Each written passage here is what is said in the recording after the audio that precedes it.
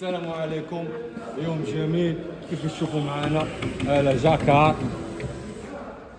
60 على 90. دابا كنجمعوا فيها ان شاء الله باش غادي نصيفطوها عند الزبون ديالنا اللي ديالو احمد فقري من المدينه الجديده. تشوفوا معنا حنا كنجمعوا الماكينه ديال جاكار 90 على 50. تشوفوا معنا وهذا هو الكيس ديالها. تشوفوا معنا عندنا المرام الصغار، تشوفوا معنا اللي منهم الدوبل، وحداش عماره وحداش خدمه. كتشوفوا معنا هذا هو العمار ديالها، هذا العمار ديال الماكينه، وهذه لاكيس اللي فيها اللوازم ديال الماكينه كامله. شوفوا معنا وما نساوش واحد القضيه اللي مهمه بزاف، انه كاين الكاسكات. يمكن لك تخدم حتى الكاسكات وهذا القالب ديال الكاسكات.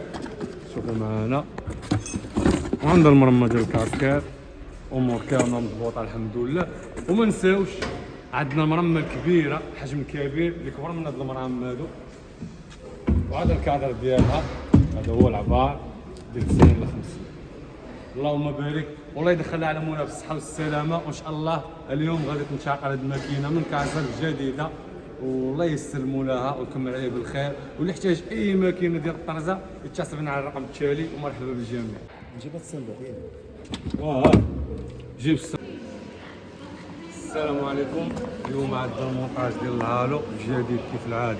اللهم بارك، شاشه كبيره. اللهم بارك. شوفوا معنا احنا قادين الباشي.